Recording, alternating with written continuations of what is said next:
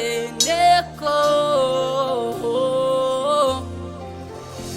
akopesa yo yano na yo dimakolo na bomo dimela Yesu.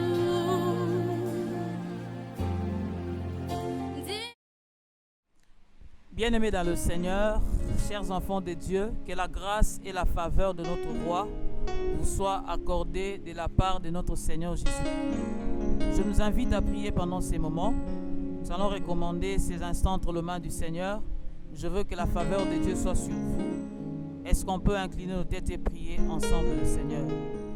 Les dieux des esprits des prophètes, les dieux de toute grâce, les dieux de toute bonté, nous te recommandons ces instants. Nous voulons que tu sois notre Seigneur. Nous voulons que tu nous assistes du début jusqu'à la fin. Sois le maître de ces instants. Je soumets tout esprit captif à l'obéissance de Christ. Et nous voulons que tu sois notre Seigneur. Dans le nom de Jésus, nous t'avons ainsi prié. Amen. Shalom, peuple de Dieu.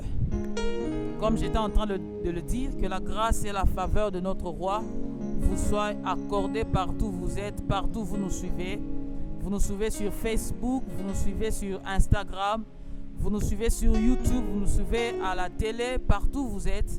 Nous prions que le Seigneur vous fasse du bien. Nous prions que la grâce de Dieu soit sur vous au nom de Jésus. Le Seigneur a déposé une pensée dans notre cœur que nous voulons partager pendant ces instants. Vous savez, vous et moi, que nous sommes en train de traverser des moments très difficiles pendant cette période. Nous sommes en train de traverser des moments très pénibles, que ce soit pour les enfants de Dieu, que ce soit pour le païen. Le monde entier est en train de souffrir, de subir un sort qui nous fait vraiment du mal. Et le Seigneur a déposé une pensée dans notre cœur. Nous voulons partager pendant quelques instants sur l'attitude qu'un enfant de Dieu doit adopter face à la situation actuelle. Vous, en tant qu'enfant de Dieu, vous en tant que peuple élu du Seigneur, vous en tant que les enfants bien-aimés de notre Dieu, vous partagez ces moments de souffrance ensemble avec nous.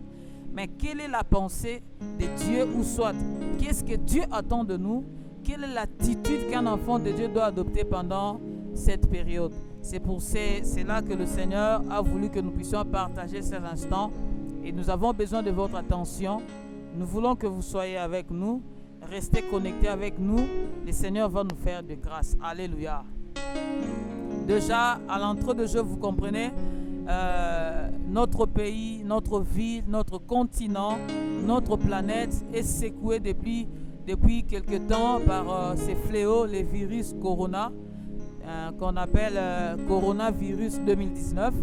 Vous savez, nous sommes en train de souffrir. Il y a des pleurs par-ci, par-là. Il y a des cris par-ci, par-là. Mais vous, en tant qu'enfant de Dieu, quelle est l'attitude que vous allez adopter?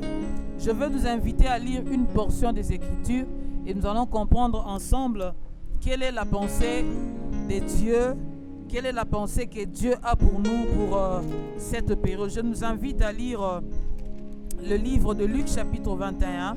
Si vous êtes là, vous avez vos Bibles, je veux que vous lisiez ensemble avec moi. Luc chapitre 21. Voilà.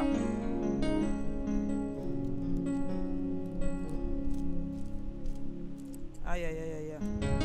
Voilà, je suis dans Luc chapitre 21. Le verset 36, c'est Jésus qui parle. Écoute ce que Jésus dit. Veillez donc et priez en tout temps, afin que vous ayez la force d'échapper à tout ce qui doit arriver et de paraître debout devant les fils de l'homme. Veillez donc et priez en tout temps. Alléluia. Bien-aimés dans le Seigneur, cette pensée nous vient de notre Seigneur Jésus-Christ. C'est Jésus qui parle, il est en train de dire à ses disciples. Il est en train de leur parler des situations difficiles qui devraient arriver. Et il leur a recommandé une attitude qu'ils devaient avoir face à cette situation. Jésus a dit, veillez et priez afin que quoi? Est-ce que quelqu'un est ensemble avec moi? Jésus est en train de dire veillez et priez en tout temps afin que vous ayez la force d'échapper à toutes ces choses. Il y a une pensée qui est montée dans mon cœur, je voudrais savoir. Quand Jésus est en train de dire veiller, que veut dire veiller? Veiller veut dire prendre garde. Veiller veut dire ne pas prendre de repos au moment qui était convenu pour le sommeil. Jésus dit veillez, prenez garde et priez afin que vous ne soyez pas ballottés à ces choses qui doivent arriver. Il y a une pensée que le Seigneur était en train de faire déposer dans ces passages. La pensée en soi est quoi? Les situations difficiles doivent arriver, certes, c'est une bonne chose. Mais le problème, ce ne sont pas les situations qui doivent arriver. Le problème, c'est l'attitude d'un enfant de Dieu face aux situations qui doivent arriver. Même dans Matthieu chapitre 24, le Seigneur est en train de leur dire, après moi, il y aura des temps difficiles. Les temps difficiles, ce sont les temps que nous sommes en train de partager. Ce sont des temps difficiles. Actuellement, les gens ne sortent pas. Actuellement, les gens ne travaillent plus. Ils restent à la maison. Oui, la famine est venue. Il n'y a plus d'argent. Les temps sont réellement difficiles. Mais qu'est-ce que vous devez faire pendant ces temps? C'est de veiller à votre foi. C'est le moment où les enfants de Dieu doivent comprendre, réaliser encore que le combat de la foi est devenu d'autant plus réel qu'il faut prendre des précautions. Bien-aimés, au-delà de toutes choses qui arrivent dans notre vie, il y a quelque chose que le diable cherche que nous puissions perdre, c'est notre foi en Dieu. Et Jésus, connaissant ces choses, il a besoin de notre foi car la Bible le dit, il est le chef et le consommateur de notre foi. Voilà pourquoi il nous recommande à veiller à notre prière, à notre foi, à notre vie spirituelle. Il dit, veillez donc et priez afin que vous ne soyez pas emportés par ces choses, afin que lorsque le Fils de l'homme paraîtra, que vous restiez debout. Lorsque Jésus parle de debout, il est en train de dire que nous ne puissions pas être fauchés par les événements. Bien-aimés, les événements arrivent dans notre vie, mais l'objectif du diable, c'est de nous faire faucher devant ces événements. Et le vœu de mon cœur, un souhait que j'ai dans mon cœur pour le peuple de Dieu, est que le Seigneur nous garde ferme devant cette chose et que personne ne tombe. Ça me donne envie de déclarer sur la vie de quelqu'un que le Seigneur te préserve du mal qui doit arriver pendant les jours qui arriveront au nom de Jésus-Christ. Je pensais que tu étais ensemble avec moi. Je suis en train de déclarer sur toi, laisse que la main du Seigneur, la main puissante de notre Dieu, veille sur toi, veille sur ta famille, veille sur ton environnement, afin que ta foi ne défaille point au nom puissant de Jésus. Jésus a besoin de notre foi. Voilà pourquoi il dit, veillez donc. Lorsqu'on met le mot donc, on parle d'une conclusion. Cela veut dire, au-delà de tout ce qui précède, la conclusion, c'est que vous devez faire veiller et prier. Quelqu'un qui veille, c'est quelqu'un qui sait prendre soin de soi. Quelqu'un qui veille, c'est quelqu'un qui se prive de repos. Quelqu'un qui veille, c'est quelqu'un qui ne se laisse pas distraire par les événements qui doivent arriver. Bien-aimés dans le Seigneur, les temps sont durs, les temps sont difficiles. Nous suivons dans des réseaux sociaux. Nous voyons comment les gens meurent. Nous voyons comment les gens sont mis en quarantaine. Mais seulement, au-delà de tout, bien-aimés, même si vous y étiez contaminé, même si vous y étiez atteint ou touché par ces virus, ma prière est levée de mon cœur. Le souci de notre Seigneur est que ta foi ne défaille point et que ta foi ne tombe point. La deuxième chose que Jésus est en train d'enseigner à ses disciples, c'est quelque chose qui est très relatif à la prière. Bien-aimés dans le Seigneur, dans le temps difficile, beaucoup de gens perdent l'usage de la prière. Beaucoup de gens perdent l'habitude de la prière, surtout quand les choses deviennent difficiles. Ils vont dire, je n'avais pas le temps de prier parce que je devais faire telle ou telle chose pour ma famille. Je n'ai pas eu le temps de prier parce que je devais veiller sur ma famille, veiller sur mon pain. C'est vrai, c'est une vérité. Mais attention, pourquoi est-ce que Jésus nous invite à prier? Parce que la prière, bien-aimée, est en train de jouer un rôle très important dans notre foi et dans notre vie spirituelle.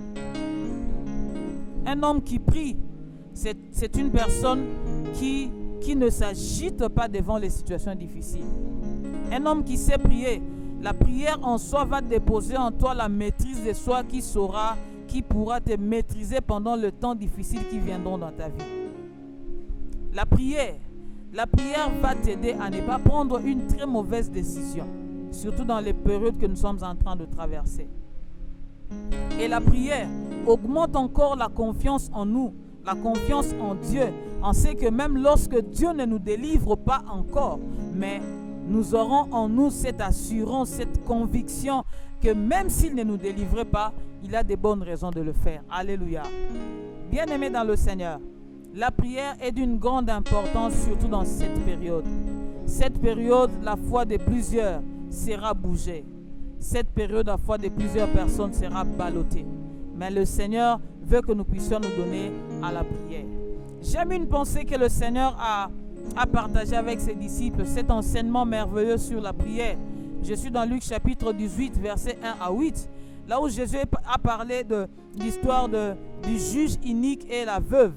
Écoutez, Jésus dit, il y avait un juge qui ne craignait pas Dieu et qui n'avait point d'égard pour personne, Et dans cette même ville, il y avait une veuve qui venait à chaque fois vers ces messieurs, vers le juge, pour lui demander justice. La Bible dit, ce juge a rendu justice à cette femme, pas parce qu'il le voulait, mais seulement parce que cette femme l'importunait. Et Jésus donne cet enseignement en finissant sa question. Il dit, à combien plus forte raison notre Dieu qui est plein de sollicitude ne peut pas faire quelque chose de mieux pour ses enfants. Alléluia. Alléluia. Notre Dieu est capable de faire des choses que l'œil n'a point vues. Notre Dieu est capable de nous rendre justice même là où les gens ne nous rendent pas justice. Jésus finit la phrase en disant, mais lorsque le Fils de l'homme reviendra, trouvera-t-il la foi? Voilà, c'est là où maintenant se pose le problème de Jésus. Le problème de Jésus n'est pas dans les situations qui arrivent dans la vie, mais dans la foi de ses bien-aimés pendant les situations difficiles. C'est là où se trouve le problème de Jésus. C'est là où il y a la problématique en fait de cet enseignement. Est-ce que quand je reviendrai, est-ce que dans ces moments difficiles, est-ce qu'il y aura encore des gens qui garderont la foi? Le souci de notre Seigneur est que tu ne perdes pas ta foi. Le souci de notre roi est que tu ne perdes pas ta foi. Et comment maintenir ta foi? C'est dans la prière. Alléluia. C'est dans la prière que nous devons maintenir notre foi. C'est dans la prière que nous allons faire grandir, croître encore notre foi en Jésus. Bien-aimés dans le Seigneur, quelle est la pensée de Dieu pour son peuple? Qu'est-ce que Dieu attend de ses bien-aimés en cette période? En cette période, Dieu attend de ses bien-aimés que ses bien-aimés puissent conserver leur foi face à ces situations qui arrivent. Je vous en conjure, mes frères et sœurs, les situations qui arrivent ne sont pas plus pires que ceux qui viendront encore. Je sais, plusieurs disent, d'aucuns pensent qu'après le virus qui est en train de faire rage, il y aura des temps difficiles, la crise mondiale, la crise financière. C'est vrai, nous n'avons pas besoin d'être prophètes pour le dire, parce que pendant ces moments, personne ne travaille, personne ne cherche l'argent. C'est vrai, après ces événements, il y aura la crise internationale, ça nous le savons. Mais ces moments ne sont pas comparables au moment que Jésus disait.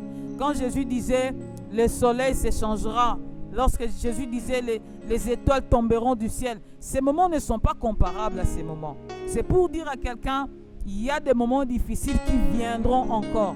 Mais pendant cette période, bien-aimés dans le Seigneur, gardons notre foi. Gardons notre foi par la prière, par la méditation de la parole de Dieu. Je suis prédicateur. J'ai toujours enseigné depuis quelque temps. C'est le moment où nous devons encore maximiser nos cultes familiaux, nos réunions de prière en famille. Maximisons encore ces moments d'intimité avec le Seigneur. Maximisons encore ces moments avec le Seigneur. Et le Seigneur va nous aider. Nous n'allons pas perdre cela. Je suis arrivé à la fin de mon message, mais je vais en grosso modo donner quelle est la pensée de Dieu. La première des choses, je veux nous dire que la pensée de Dieu est aussi de prendre soin de nous. Prendre soin de nous n'est pas seulement dans la prière. il faut aussi respecter les mesures que les médecins nous ont données. Alléluia. Il faut prendre au sérieux, respecter les conseils de médecins. Parce qu'il n'y a que eux qui savent détecter là où il y a un problème et ce sont eux qui peuvent nous enseigner aussi les mesures à prendre. La première des choses en tant qu'enfant de Dieu, respecte, se protéger suivant les conseils que les médecins nous ont donnés. La deuxième des choses, c'est veiller à ta foi par la prière. Veille sur ta vie spirituelle. Veille sur ta foi par la prière afin d'avoir la force d'échapper à toutes ces choses. Vous savez, d'autres manuscrits disent afin d'être digne d'échapper de ces choses. Bien-aimés dans le Seigneur, veillons à notre foi, veillons à notre vie spirituelle et prions le Seigneur afin que nous puissions échapper à toutes ces choses. Car au-delà de tout ce que nous sommes en train de voir, le Seigneur a un plan merveilleux pour son peuple. Au-delà de tout ce que nous sommes en train de vivre, les plans de Dieu sont immuables, ça ne change pas, ça reste le même. Le plan de Dieu est quoi?